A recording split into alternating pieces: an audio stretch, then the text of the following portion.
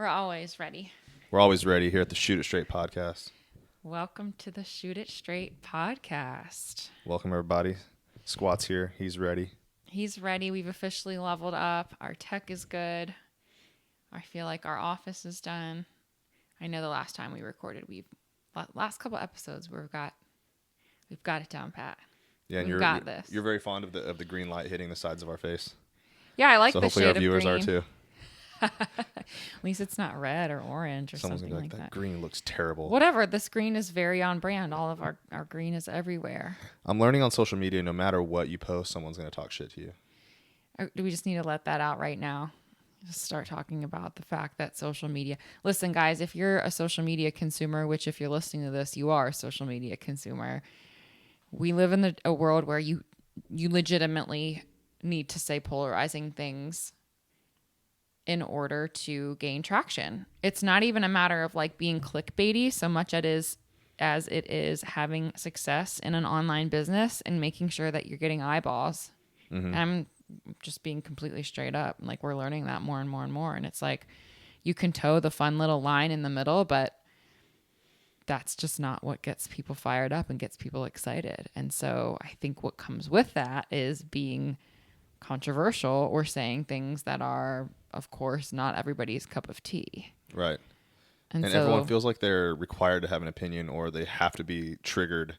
I know triggered is like a word right now, but they have to like get triggered and they have to voice their issue with you, that whatever you said offended them or triggered them, and what you're doing is wrong in some way or another.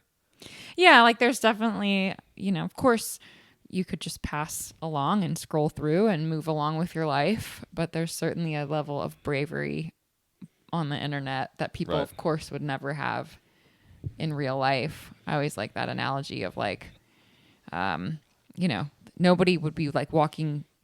If you had a conversation with somebody in real life, most people wouldn't be reactive in the way that they are in a comment section on a post, whether it's YouTube or Instagram. Most people aren't going to be like, oh my God, I would never do that, or I would never say that. Like, that's just, nobody says that kind of stuff in real life, but on social media, it's everywhere. Right.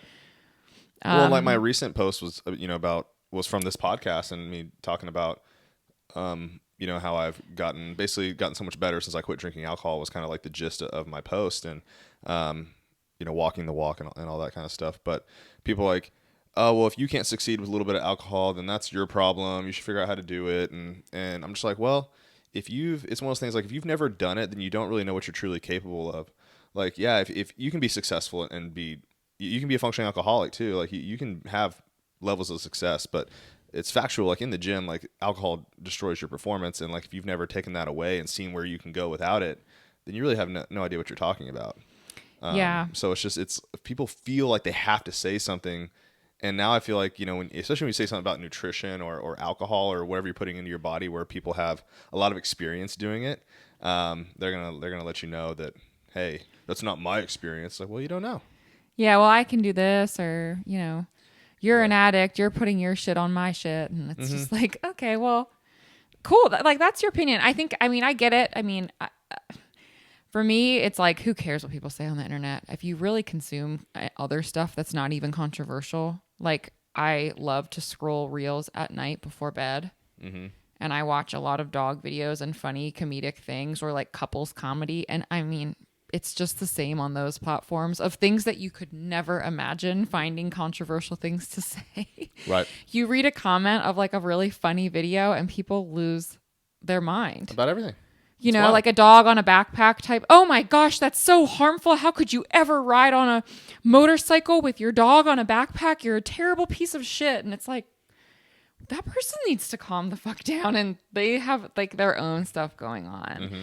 So I know it's hard. It's tough when, especially like we put our names on things, we put our faces out there and like all of the things, but who cares? Like, you have to just let that stuff roll off. Because for some reason, like there is that thing on social media, and honestly, those people just help with engagement. That's it. They don't even realize that they're doing that, but they're showing up on that, making the algorithm work in our favor. So yeah, I don't know. My page isn't, and we don't do this for self-promotion, right? Like, I'm not sitting here trying to just talk about, oh, how great I am that I don't drink anymore. Like, I'm literally like trying to give a message out there to someone who may benefit from that and see like a different way of living, and it could benefit them greatly. Like, and then a couple people DM me like, hey, you really don't drink at all or this or that. It's like, why do you care? Like, be selfish. Like, I know you're being selfish. You're trying to compare, right? Like, it's compare me to you, but like, who cares? My message was like, you can do better things if you don't drink. Try it. See what happens. If you don't, then keep drinking. Who cares? Like, I don't care. It's not going to change my life, but I'm trying to help people, like, truly. Well, people want permission too, to like, oh, but can I drink like once or twice, just every once in a while? They want like that permission or whatever it is. And again, like I've seen this on other topics too. Like I've seen weird things with couples where like guys will comment and they kind of, you can totally be friends with a girl and still have a girlfriend or like whatever, and they just want to get the validation that it's like okay that they secretly have these secret friends that are girls, right, but they also are, or whatever that it is, and it's just like this, I need this validation moment from this random person on the internet that I don't know to tell me the things that I know that I need to change are okay. Yeah. And I get it with like, and then you do too. This can be taken into the context of just one-on-one. We get this with clients that start to kind of validate their actions a little bit. I have clients if we want to stay on the alcohol subject, that'll just say, yeah, I did good. And I only had alcohol, twice this week. And it was like, okay, but we were going to do no alcohol for a couple of weeks. So like what happened, well, it was this, and it's like, okay, tough love moment. So it's a mixture of a lot of things, people coming up against their own experiences, people coming against their own demons. I think mostly when people get really fiery, because if you're really secure in the decision that you're making about whatever it is in your life, if you are really, really secure in it, you're not going to comment. Mm-hmm. You're not going to say anything to anybody's Instagram, no matter if that, right, whatever the post is about. It's becoming personal when you're starting to comment on it. It's interesting. Very much so. And like, you said something about validation, and I was relying on like my wearables for a while, like for validation, right? Like, and the scale. Like I would weigh myself every single morning. I would look at my body battery from Garmin. I would look at my sleep scores. I would see how well I felt recovered. And I would let that kind of like, if I felt good and I got 100% score, that would validate how I felt. And then it would be the inverse, like, right? Like if I didn't feel great and I looked and I was like, oh, damn it, it's because of this thing. Or maybe I did feel great and I looked at it and this was low. I'm like, oh, maybe I'm like not recovered today. So, it was kind of doing like kind of the reverse effect for me. I was seeking all this validation from like these outside things. And now I've taken that all away. I've turned all this stuff off on my phone or on my watch. And you've actually taken the scale out of my bathroom. Yep. And put it in your own bathroom. But anyways. Sure did. So I've kind of like forgot about it. And I was like doing that every single day. And I was adjusting my macros like based on my weight and things like that, which I've figured out what my maintenance calories are. So I've just stayed there now. And I don't look at the scale. I don't really know how much I weigh right now. I'm just going off of how my workouts feel and how I'm doing instead of seeking validation from like outside sources. So my client and I were talking about this morning because he really uses his Whoop like for everything. Like talks about it every day, like always like worried about his Whoop. And, I used to be that way and now I've taken it all away and I actually feel great about it. So I love that for you. Do you think maybe I took the scale away for your intentionals and purposes? No, because I never talked about my weight.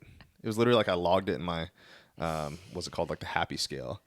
I logged in there and I used it but then I figured out I knew what my maintenance was. I know what my maintenance is. You talk about your weight a lot. I do? Mm-hmm. No shade. How much do I weigh then if I've told you so many times? You haven't weighed yourself recently. Yeah, you talk about your body composition a lot. I don't think it's a bad thing, but I think it can become a thing where we can educate. I think Whoop's the same way. There's a lot of validity in looking at the data that something can show you for a few weeks so you can understand, oh, this is what happens when I eat late at night. This is what happens when I don't sleep. This is what happens when I'm high stress. This is what happens when I drink alcohol. But then after a while, like it doesn't take that long to like catch on to what those things are, but to need to rely on it for months and months and months on end. You could say the same thing about tracking food. It's really good to take breaks from that and like just remove yourself from it and listen to your body, even if it's just like a couple meals a week, a couple days a week, a couple weeks out of the year, like whatever. I think it's good to take a step back. Yeah. For all of us, for whatever it is. So yeah, it's an interesting, anyway, it's just circling back. It's the social media polarity out there is just crazier and crazier, but that's what the platforms want. That's what the platforms want. And that really is the cost of doing business online. I'm not seeing another way around that.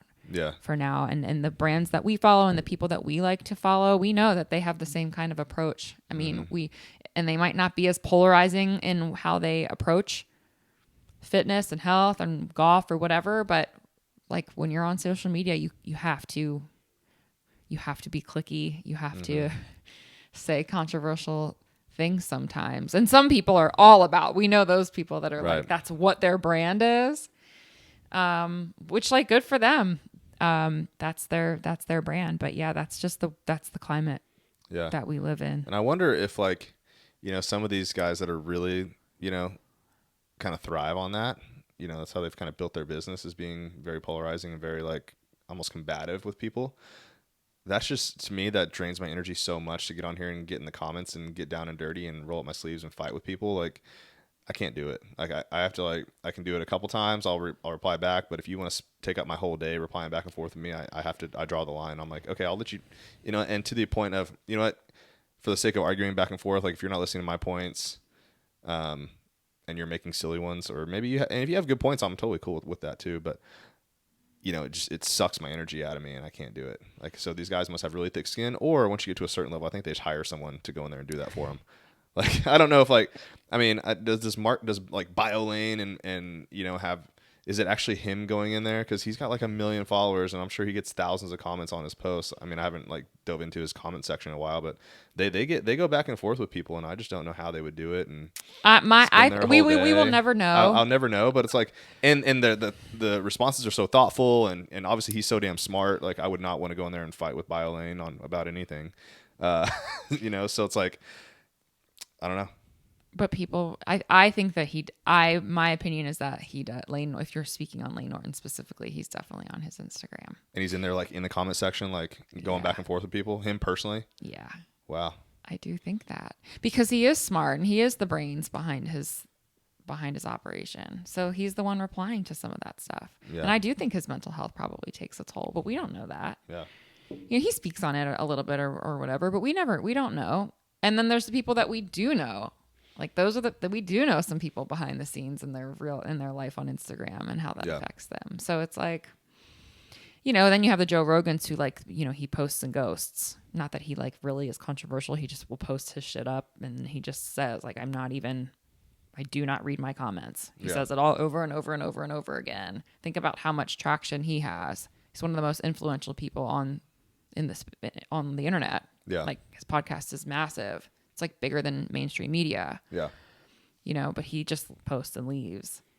So there's value in that too. And there's like a certain, maybe we can get to that point, but we also, but also there's the value of interacting with like the real human beings that are actually liking your stuff. Like there's more there. Mm-hmm. By the way, there's way more of that. We have way more of that. I definitely do. I definitely have way more of the good stuff. So that's the thing. Like human nature is to focus on the negatives. That's just how that's just in our blood. That's in our DNA. Is to like be on alert and survive. Yeah.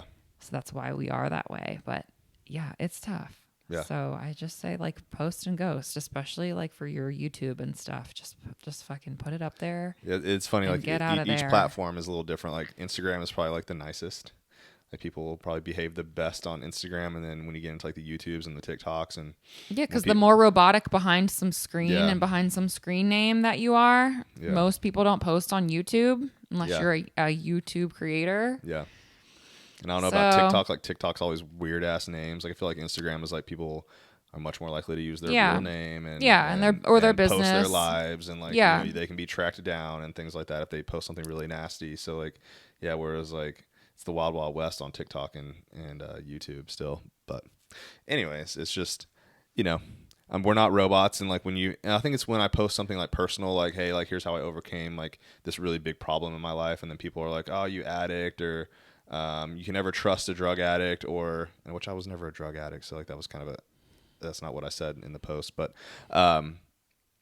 it's just it's personal, and you got to try to like separate that and be like, okay, these people are just assholes, like they're just literally they won a little bit because that's what they wanted to do. They wanted to piss me off a little bit. Yeah, I mean, you just Can't You got to let them. remember that. It's like, Can't let them win. I let them get me on that one. Had to take an L on that one, but you know. Yeah, it's kind of. And not an L on the post is just like for them like letting it bother me, and I'm like, oh. Yeah, I just I think you're gonna get better and better at it. But I know that's hard for you. Mm-hmm. But fuck I'm those a human. people. I'm a human being. Yeah, you're a human being.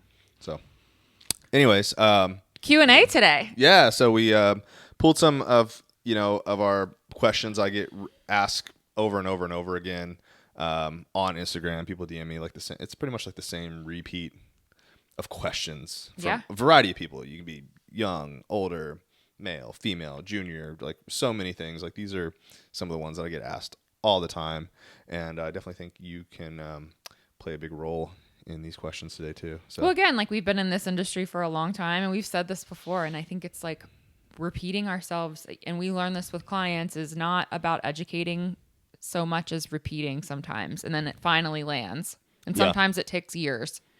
And I think I shared recently too, I'm currently working with some one-on-one clients that I've now had for 2+ years. Some of the, like everybody on my roster, I have had over a year.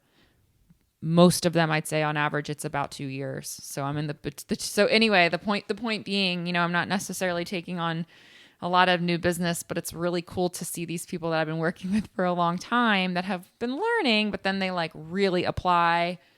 And it takes this long for it to get like absorbed and applied, and trial and error, and you fuck up and all the things. So we repeat the same stuff, and it might feel like over and over again in our heads, but I don't think it feels that way for everyone, for sure. But, there's just always something to be learned, and the basics are always good for even the veterans to know and to be reminded of. I like listening to the basics too. Right. I mean, and even as a coach, like throughout the years, when you're, let's say like when I was doing group fitness, right, there's 40 people in the room, and you're going to say the same thing, but you might say it 3 or 4 different ways, or the question might be asked differently, and you might have like a slightly different response, but the base answer is going to be the same, or like the base instruction that you're giving the class is going to be the exact same, but everyone hears it differently and they learn differently. Like I could literally say 2 different ways to do a squat, right? And one guy might get it, and then the other person's like, well, what the hell? I don't understand that. And I say it a different way. And now that person is like, I don't know what the hell he's talking about now. And then like this person gets it. So there's so many different ways that you can describe something or answer a question that may land to different people. Yeah, totally. So let's go through. So we've come up with a really good list for today's episode. And I think we can probably do these going forward, like once a month. We'll do like some Q&A episodes. Yeah, I mean, it's like the best way to relate to our audience, right? Like we answer their questions, and so I think this provides a lot of value in the podcast, right? Because we like kind of going up, topics or current events, or a lot of them are from people asking the same questions, or if we're into a season of training and things like that. But time to time, I think doing these is going to be beneficial for us. All right, well, let's hit it off. Question and answer number 1. How do I match the level of intensity to how I feel to avoid overtraining? Ooh, I just heard something recent about this that I want to definitely bring to this question. So how do I match the level of intensity to how I feel to avoid overtraining? You want to go first? It sounds like you have this fresh on your mind. Well, I'll go first, and because I'll take it a step back. Given what I just was reading about recently, and I applied this to a client recently. So here's the thing. I think sometimes we can jump ahead of ourselves with the overtraining thing a little bit. So what the point being is, like, folks will, before even getting started, or they're just embarking on their fitness journey or just starting a new training program, and they're already kind of worried or thinking about overtraining. I would advise that person and people in general to just get started and get going before worrying about get overtrained before worrying about overtraining. Because I think that there's a fine line. We definitely know people that are obsessed with training, and we could recover more or do more rest days. We've both experienced that in our own training or lived through that, like whatever. But it's really far and few between actually how many people are overtraining. Right. Typically these people are under recovering. They're drinking too much alcohol. They're not sleeping well. Their stress levels are really, really high. Would I call that person overtrained? No, but do I have a lot of clients who are like burning the candle at both ends, mega stressed, and they're trying to make like 5 workouts or 4 workouts fit in a week, which in general, like a couple hours a week of training isn't overtraining, but you're just overdoing and you're frazzled at all the ends. Mm-hmm. So that's just kind of what I wanted to say to like, I mean, you can go more into the specifics of this question, but I think like sometimes people can be like all wrapped up in the fact that they're overtraining, and it's like, and another one is under eating too. You're probably just not fueling enough, but your body can handle some stuff. It's hard to overtrain. Right. You have to be going at it. We're talking CrossFit every day for an hour and a half type stuff plus, or we're doing double days multiple times a week. Yeah. But again, I'd say, wait till you get to that point before we're really deciding to dial things back. Most people do not have this problem. Right. That's sort of my hot take. I agree. And we've never used that word under recover before, but I was literally thinking that like as when I read this thing, I was going to say that word. So it's interesting. We both have thought of that too. Oh, not, yeah. but and not. never like said it out loud, but it's like obviously it just makes sense. Yeah. So yeah, like before you probably way before you're ever going to overtrain, you're just going to be under recovered. Right. So like you're just going to kind of feel tired. You're going to start, kind of lose, kind of getting a little bit of insomnia, maybe like you just don't sleep so well because like you're just so stressed, and that's when I have actually overtrained. It was because I was very low on calories. I was cutting. This was like summer of 2020. Last time I can remember I did this. I was doing my workouts were about 90 minutes each, 5 days a week. How old was I in 2020? Like 34 years old. 30, Irrelevant. 33. You're in your 30s. But I'm just saying. So like that was the only time I've ever actually experienced overtraining in my entire life, and it was because I was cutting. Yeah. Like cutting severely on calories, and that's what got me there. So I was just under recovering there. And I think one part of this question is how do I match level of intensity to how I feel? So I think you got to look at how I feel. Is like, do I just feel this just this day? Like maybe I didn't sleep great last night.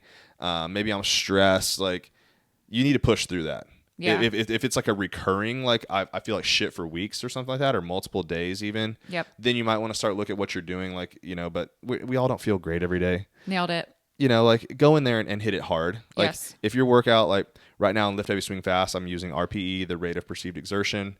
Hit those rates of perceived exertion. If you're just you don't feel great, you're not feeling motivated, like if that's all like factoring into how you feel, discipline. You got to suck it up a little bit. And That's push. what's great about RPE. Yeah. Your level 7 this week might be a different pace or a different intensity than next week, but your 7 is a 7. Your 7 Right. out of 10 is 7 out of 10. Right. And this goes along with like we've answered and had questions about women training on their cycles and things like that, which is honestly, I tell women like, listen, this is the same as like any other human being that's having a bad day. I'm not trying to dismiss females on their cycles, but it's like, it is what it is. First of all, if your cycle's terrible and you have terrible symptoms, that's a whole nother can of worms. But it's like, you can't just take a week off every month if you're trying to like make gains. It doesn't work that way. But you also can expect to not necessarily push as hard on certain days or feel like you can push as hard as maybe when you're ovulating or feeling better or whatever. But it's the same all around, man or female, whether you are on your period or not. Like the intensity level, like you said, working out is hard. And it's funny that you brought this up. This must have just been a question of the day because I thought about this on my run this morning. I've been getting back into running. I'm on like week 3 now. I've been consistently getting 2 to 3 runs in a week. It's starting to feel like a little bit easier. But this morning I'm thinking to myself, God, like running is so hard. And running comes easy to me. This is coming from someone who also finds it easy. But I'm like, fuck, this is hard. The whole time it's like so hard. And I don't want to do this like the whole time until I was very much done. The whole time until a minute at the end, the last second. I kind of like hated it. Loved it, hated it.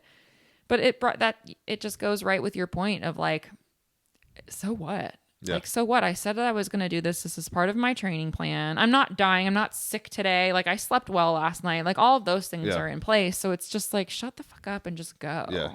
Like do the thing that you said you were going to go do. Go further than you did last week. Like you said you were going to go do. Working out hurts and is hard. Full stop. Yep. It hurts. It should be. If it's the same thing and you're doing the same shit every week, you're not going to get better. Yeah. That's It's like today I got on the rower to do like a little bit of active recovery conditioning, and last week I did 10 minutes. I haven't rode in a long time. It's 10 minutes straight. That's a long time. Yeah, under 2 minute pace is pretty tough.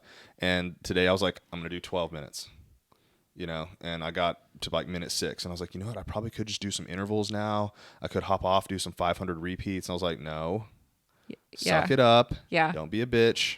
Like get your 12 minutes in, like you said you were going to. And, it's kind of in this first question is follow a training program written by someone who knows how to write training programs. And you won't overtrain. Yeah. Yes. Like if you follow lift heavy, swing fast, for example, 5 workouts a week, 3 are harder, 1's mobility, the other one's conditioning. If you added up all the time it takes to do those 5 workouts, because 2 of them are shorter, you're looking at under 5 hours of working out. And if you can go pretty hard, space it out, get some proper nutrition, you're not going to overtrain. Yes. If you write your own workout programming, or if you do like some competitive CrossFit programming, you could potentially overtrain. But find a professional that wrote it that has, in our case, hundreds of people doing it, and no one's ever complained of overtraining ever. It's rare. So it's rare. It really is. You're not rare. Probably not. The average person is not going to push themselves that hard. You are just under recovering and not nourishing your body like you should. Yeah. I mean, this is coming from someone who exercised for endurance and triathlon and marathon, and I didn't overtrain. Right. I slept 9 hours. I ate a shit ton of food. Maybe not the best food, but you can do that. Your body can go. Yeah. Your body can go despite, popular belief. I know everyone likes to get out there now and say, recover, mobility, relax, don't overtrain. But I think it's more lifestyle stuff. Yeah. I really do. For sure. Yeah. Cool. That was a really good one. I hope it gets better. Okay. Best way to avoid injury. That just blanket statement. That question comes at you like that. Yeah. Just like that. Or Really? actually sometimes when I just put a post says, how can I help you? People put injury. So, but yeah, that comes at me all the time. And I think it's because of golfers, right? Like golfers you see on the course, they've got their knee wrap. They've got, some people wear straight up like weightlifting belts when they play golf. I've seen it. Nuh-uh. Yeah. I've seen it a couple times. But the knee brace, the elbow for golfer's elbow, like those are all, that happens. So you see a lot of it out there on the golf course. So I think that's what they're talking about, like injury on the golf course and in the gym. But I've got some answers for this if you want me to. I'll go. I'll totally. I can totally speak to this. I like the open-endedness about it because then we can interpret it differently and we can have hot takes. Yeah, let's go. First of all, my overall statement of best way to avoid injury is to exercise and strength train, because if we're not working out and we are blobs on the couch or we're sitting for 19 hours a day or whatever it is, if you're thinking of associating workouts and gym and exercise with injury, it's quite, in fact, the opposite. Mm-hmm. The more body awareness you have, the more strength that you have, the more that you're, doing your mobility and getting up and moving around and getting strong, the less likely you are to be injured. Mm-hmm. Full stop. Now, this might relate to the first question of like overtraining, whatever. If we're doing one thing too much, which again, endurance athlete without strength training, if you're only running, if you're only cycling and you're not doing any type of cross conditioning or anything to balance that out, golfers, if you're only pounding drivers and golfing and not strength training to counteract the swing over and over and over again, repeat, that can be an injury. I think overuse is a pretty common one of just bad movement patterns and not doing enough to balance you out just overall. So just my hot take of like best way to avoid injury is like, and again, like the lifestyle stuff comes into play too. Like, are we recovering and taking care of ourselves? Are we not playing through intense pain? And then just overall, are we exercising and getting strong? Right. I just think taking care of yourself overall and we shouldn't definitely be associating the gym and working out and lifting weights with injury. It's literally quite the opposite. Right. So I want to jump on that overuse one real quick, because I think overuse is an interesting term to put out there, because like what is our level of use that like our elbow is allowed to have, right? Like some people can use it all the time and some people like they get an overuse injury. So I like to think of like a good analogy as like the tires on your car. If you keep them rotated, if you got them aligned and everything, they last a lot longer. If they're off, they get worn out, right? So like basically like the gym will help you like keep your shit aligned and rotated and good and lubed up and all this kind of stuff. So that way you don't get an overuse injury. Yeah. Because like if I take 1,000 swings and you take 1,000 swings and you end up with an overuse injury, we both used it the same amount of time.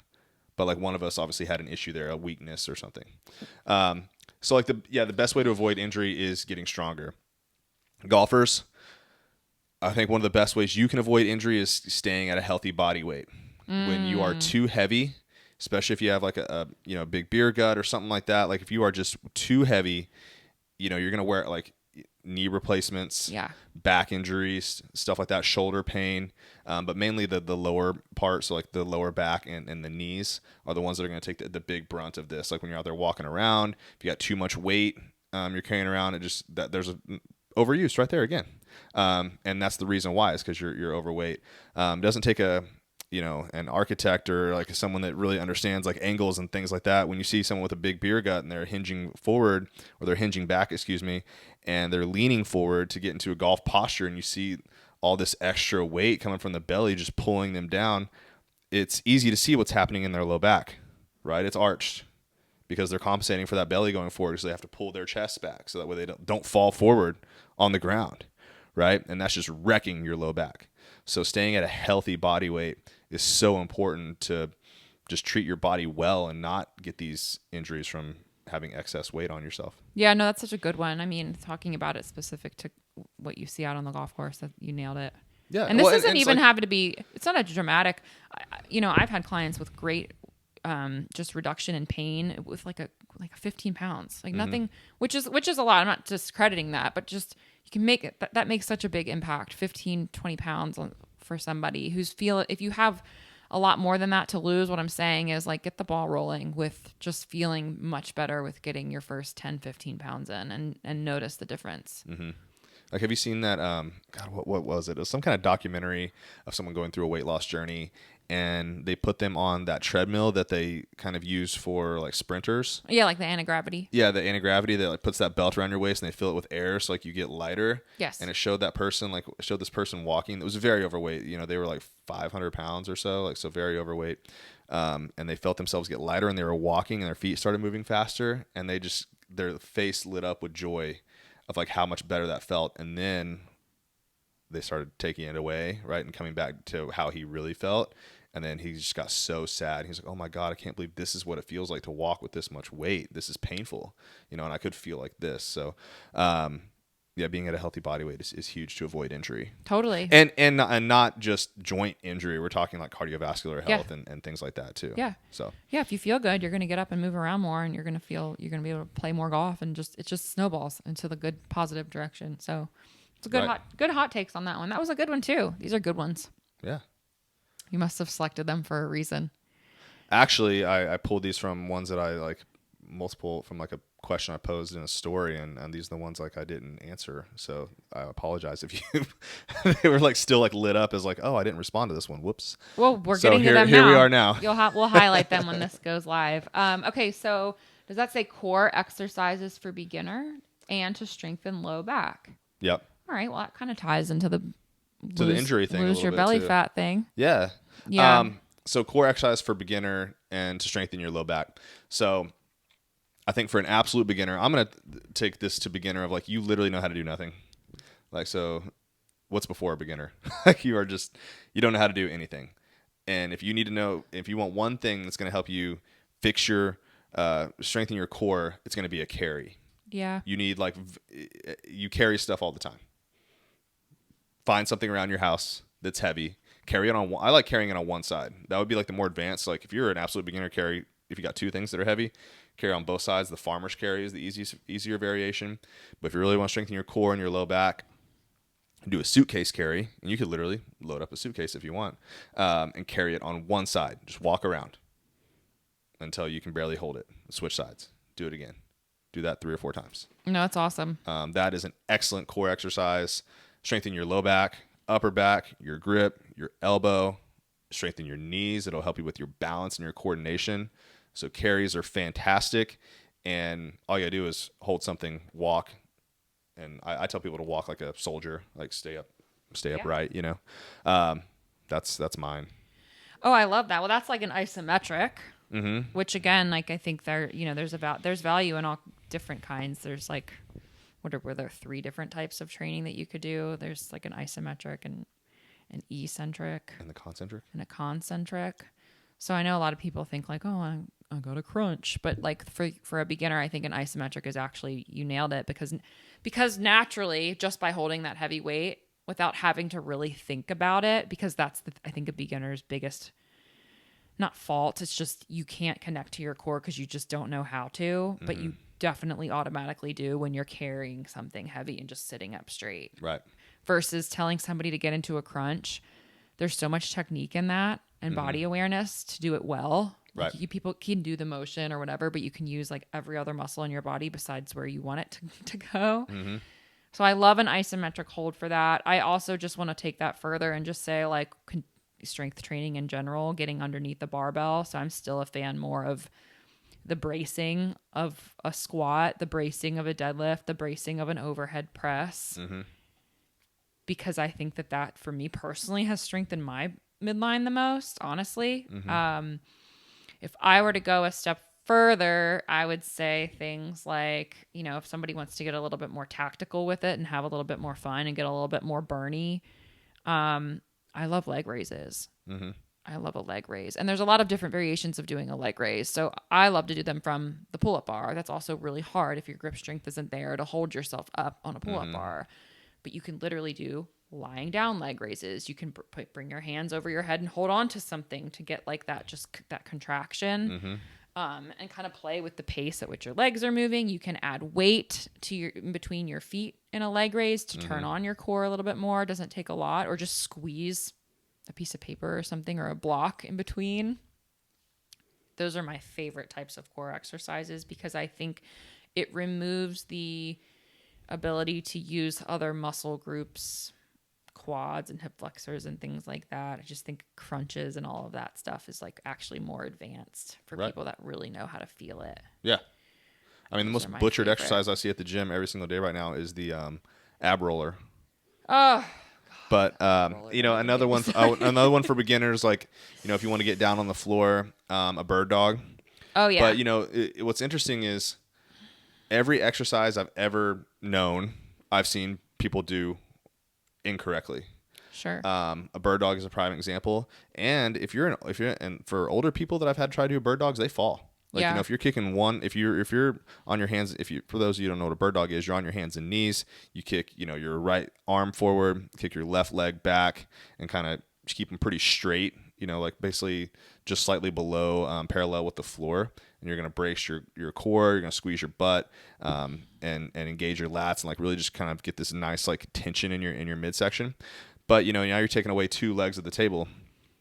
And that gets pretty unstable for a lot of people. So like you've even got to dial that back and like do just one arm out in front, or just do one leg. So now instead of taking away two legs of the table, you're taking away one. So it's like, that's a beginner exercise, but I've seen people that are beginners that still can't do that. So I mean, you that's why, when you come back, like, hey, if you don't know how to do shit, the carries are pretty great, because you don't really have to know how to do anything. You've carried something before, I guarantee it. If you haven't, then where the hell have you been? Well, this is where we talked about like basics for advanced people too. Like the basics always win, and this is where a carry is valuable to somebody who is advanced. Yeah, if you're not doing carries, then what are you even doing? Yeah, do them. Yep. Do heavy ones. Yep. If you're strong and advanced or whatever, they are awesome, and there is nothing. You think that they're all cute and casual until you do try to do something after your carries, and you're like, oh my god, I'm smoked, like in the best way. Oh yeah. So yeah, those are good answers. I think like a bird dog is a good one. Bird dog is a good one. I have a lot of like postpartum ladies do that stuff too. I think that gets them really connected back to their like pelvic floor too, actually. But gives them a good like reconnection back to their core and their midline. I mean, and the core is not just your six pack muscles, right? Like it's your glutes, it's your abs, it's your obliques, it's your erectors, and your low back. So I mean, those are all things that we've got to find ways to incorporate into your core work. Yes. And by the way, the last thing I'll say about core in general, whatever move that you're doing, slow it down. Like literally all of them. I'm not even saying 99%. 100% of your core moves just go slower. None of them should be going fast. Yeah. None of them. Can't name one. Okay. Final question. Oh, well, of course.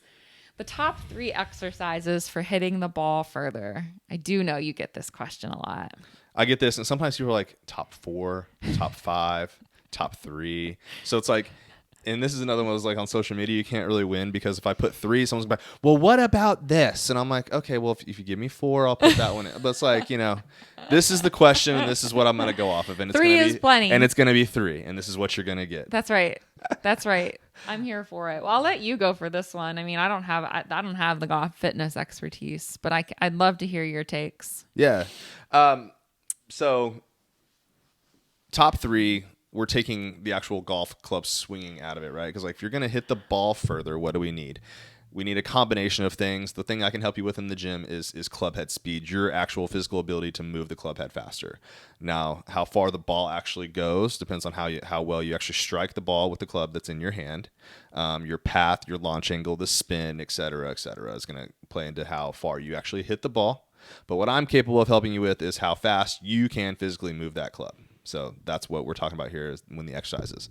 You always need to actually take a golf club out and swing it faster for this stuff to really make sense and work because you got to train your brain. But how we're going to do that in the gym are these 3. The number 1 exercise is going to be a form, and this is where Cody has evolved a little bit. I used to just say back squat. But it's going to be the form of a squat where you're getting a powerful drive through the ground, loaded. It could be a split squat, it could be a back squat, it could be a hack squat, but we're getting the hips working, we're getting the quads, we're getting the ground force, getting that nice contact with the floor and getting that drive from the earth. So some form of a squat is going to be the number 1 exercise. And we're going to say, since you're just broadening, which good for you, is heavy.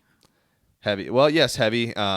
Because this isn't air squats that are going to get you right. hitting the ball. I'm just trying to be really specific here with this right. because, and I'm not saying heavy needs to be 400 pounds either, but what I am saying is it needs to be hard. Right. You have to push. Yes. You have to be leveling your shit up. So you need to be going through whatever squat you're doing. It needs to be harder than the ones that you've been doing. Right. Yeah. Yeah. Cool. Yep. If you're using a home gym, and you've evolved from doing like a goblet squat, if you don't have any more weight available, now it's going to turn into like a Bulgarian split squat or a single leg squat or something that, you still use the same weight, but now you're going to challenge yourself single legged because you've already kind of maxed it out of what you can do on both legs. Yeah. So yes, some form of a squat.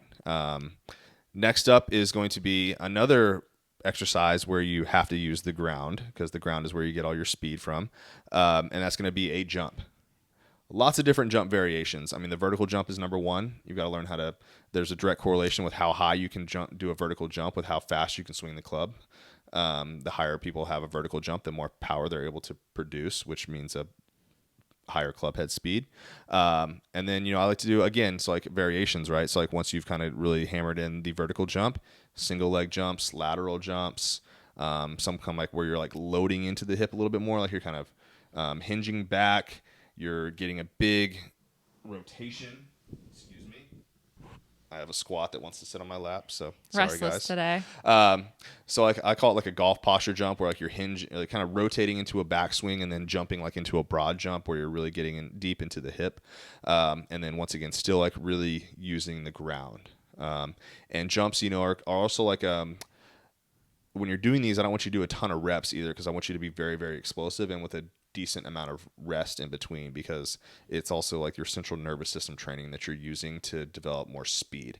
The biggest guy is not the strongest guy or the fastest guy, right? So it's all about your central nervous system's ability to fire and organize itself essentially to do something very fast. Yeah, so to bring that back to maybe the guy out there that's done the CrossFit or the girl out there that's done the HIIT class in the Group X studio, we're not talking about doing box jumps for reps of 50 at a time. Right.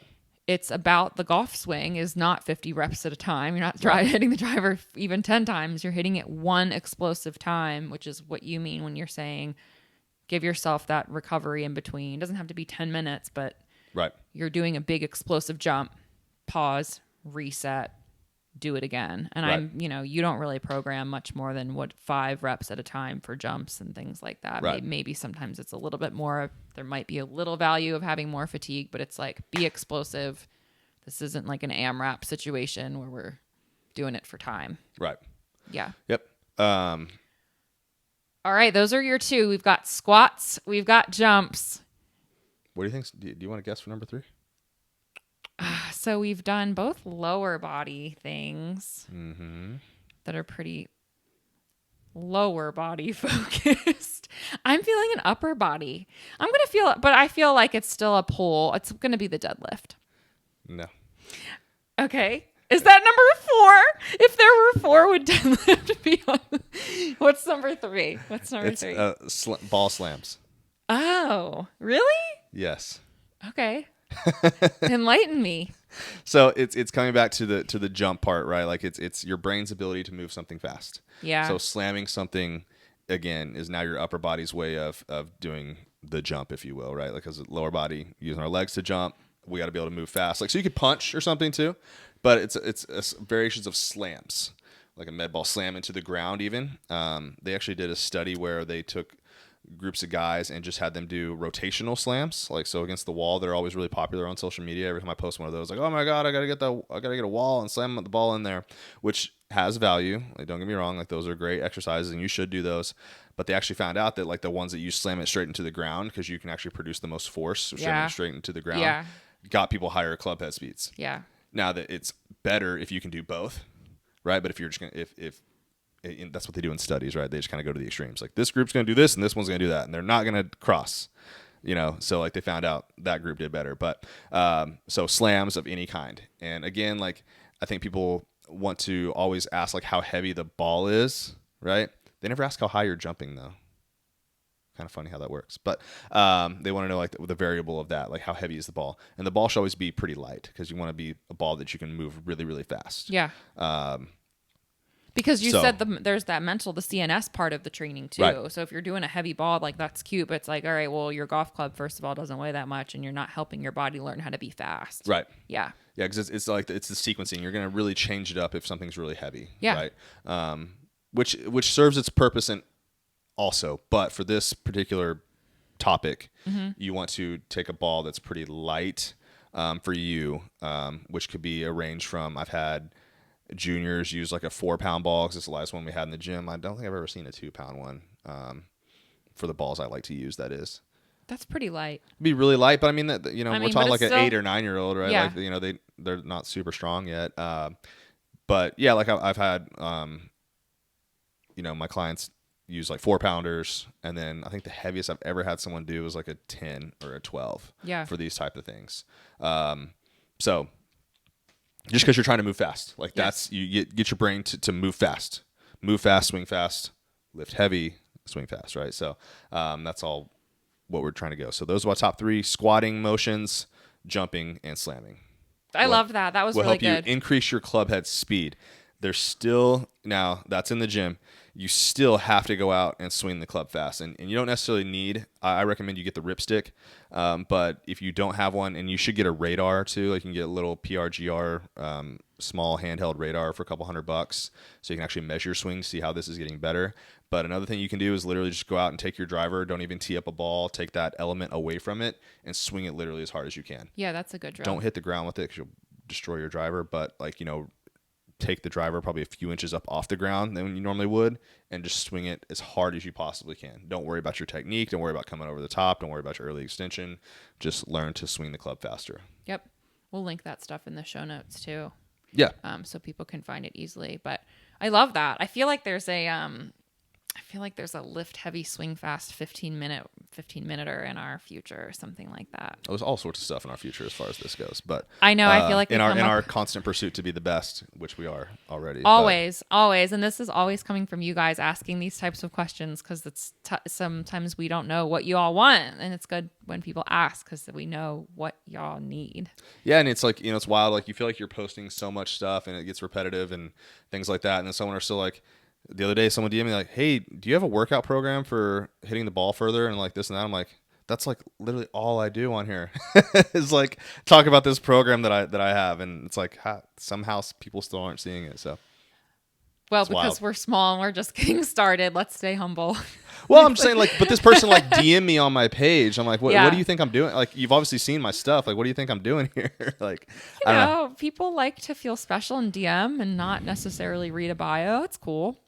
Yeah, cool. I mean, I'm not so special that I can't reply. So, and anyone out there listens, like if you've ever DM'd me, I probably replied to you unless I thought you were a robot. Yeah, you're pretty good about that. You are good about that. But yeah, this was a really good list. Should we wrap it up with our obsessions this week? Sure. Yeah. Ooh. Do you want me to go first? What are you obsessed with this week? Well, obviously, we just finished the Tour Championship, the playoffs, which I really enjoyed the format. Some people hated how people get to start with a head start with strokes, with already being like -10 or whatever it is. I thoroughly enjoy that. I think it's a great way to do it, but a lot of people don't. But my boy Victor Hovland, go Pokes. I feel like I'm changing my boys every week because my boy Lucas Glover. You're a fair weather golf fan. No, but I have deeper ties to Victor Hovland than Lucas Glover. I met him in person. He's a great guy, so I can root for him. You're loyal to nobody. Victor Hovland went to Oklahoma State. Go Pokes. He still lives in Stillwater, where I went to college as well. He's the richest man in Stillwater. That's hilarious. There's no question. He's got to be. Yeah. So I mean, what's wild is so he said in his post, so like, I can't remember what they asked him. I was like, hey, how's it feel to have win $18 million, whatever. He's like, well, I live in Stillwater, Oklahoma. Money goes a long way there, and I can attest to that because I lived there. Granted, it was like 18 years ago when I was in college, but was it that long? Yeah, it was a while ago. When I was in college, and I think at one point, like when my junior year, so like not even at the very beginning, so it's probably 2009 or something.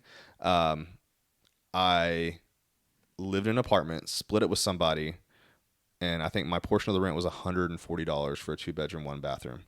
And you could go down and, I think they had all you can drink beer for $5. Like, it's a very, very affordable place to live. So I think I probably lived on like $500 a month, maybe less than that.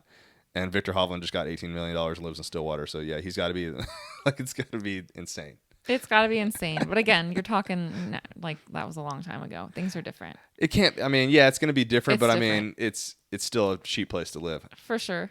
I mean, you can probably still get a burger at Joe's for like $4 or something. I don't know. Well, we're going to have to go find out because I think you'll be rudely awakened. The last several years have been there's an inflation, in case you weren't paying attention to that. Well, I'm going to go down to Coney Island and get me a Nuke Dog for now that you like 50 cents. Lucas Glover /Victor /Rory /Flavor of the Week, I'll just go in that direction that my man, Brooks Koepka, who I've liked for years, is going to be in the Ryder Cup. Lord. And congratulations to his new son, who's now a month old, Crew.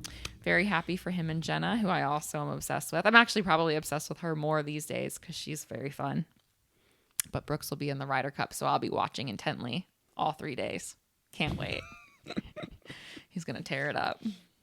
Talk about fair weather. What if Brooks Koepka gets fat and ugly? Then we still like him? Yeah, I will always like Brooks Koepka. He's a very hot man. I don't. There's not a lot there's not a lot that's going to change my opinion. So I'm just like the people on social media. Like no matter what you say or what happens, my opinion is my opinion about Brooks Koepka. Whatever. I like a rebel. I like somebody who's different. Maybe he has an attitude problem. I don't care. I enjoy it. Maybe you have an attitude problem. Yeah, we don't care. There's people in the world that don't care.